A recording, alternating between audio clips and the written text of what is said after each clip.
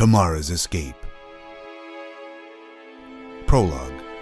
In 2020, during the Supreme Court's hearing on Roe v. Wade, rogue U.S. fighter pilots in the service of extreme right elements in the military strafed and bombed nearly 1 million pro-life and anti-abortion protesters on the National Mall. Tens of thousands were killed or injured, leading to the quick secession of blue states from the country formerly known as the United States of America. Protracted images of bombings, people fleeing, explosions, cities in ruins. Map of former USA displayed with outlines of new countries highlighted, arrows pointing to the movement of people from here to there. More images of people madly driving to their country of choice. Massive traffic jams, panic and pandemonium over loud rock score.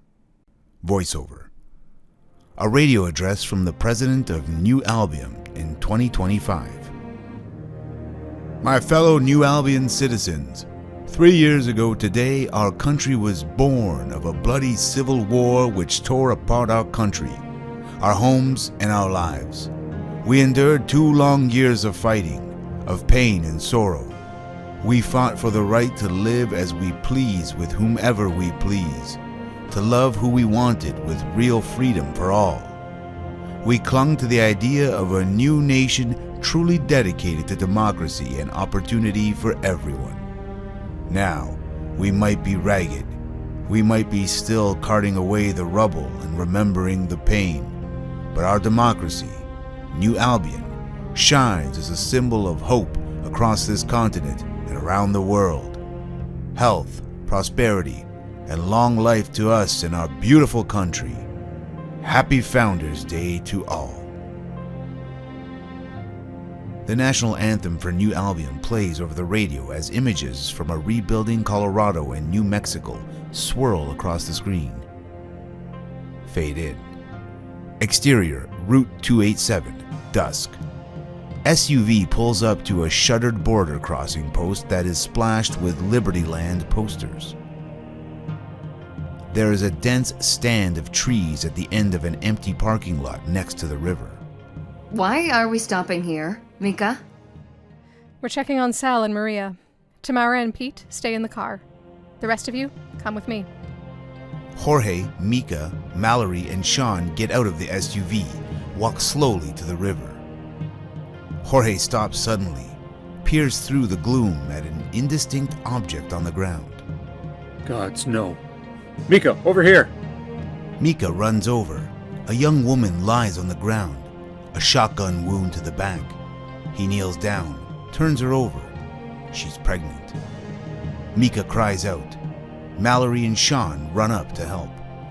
Oh no! Oh no! Christ. Mallory looks around. Where's Sal? And Maria? She runs to the river's edge, searches up and down, then stumbles upon another body. Wounded girl, also pregnant, sprawls on the edge of the riverbank. Jay, over here!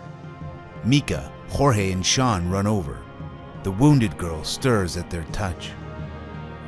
Help. Please help me. I'll get the first aid kit from the car. And a blanket. Put pressure on the wound, Sean, quickly. Jay, call Evan. Exterior, Jeep, night. Mallory runs to the car. Interior, Jeep, night. What's going on? We got it under control. You two, stay here. She grabs the first aid kit and a blanket, runs back to wounded girl. Windshield view from Jeep. Mallory disappears out of sight. Peter and Tamara look at each other in alarm. Exterior, Route 287, night. Jorge steps into the road. Flixnet is down. He pulls out a sat phone. In the background, Mika, Mallory, and Sean work on wounded girl, binding her wound, giving her water, wrapping her in a blanket. Evan, Sal and Maria are gone. 1 dead, 1 wounded. Instructions? He listens for a moment. Okay, heading to the safe house now. Signs off, puts the phone away. Interior, Route 287, day. Peter unbuckles his seatbelt. Screw this. Something's going down. Let's go help them. On it. They spill out of the SUV, race to help. Tamara sees the pregnant girl, stops in shock. She turns away, covers her face. Peter sees, pulls her in. Oh, Pete. Oh, Pete, she's shot. And the baby. I know, Tam. I know. Pete, Sean, help me get her to the car. Interior, Jeep, night. Jorge drives furiously. Mallory sits next to Peter.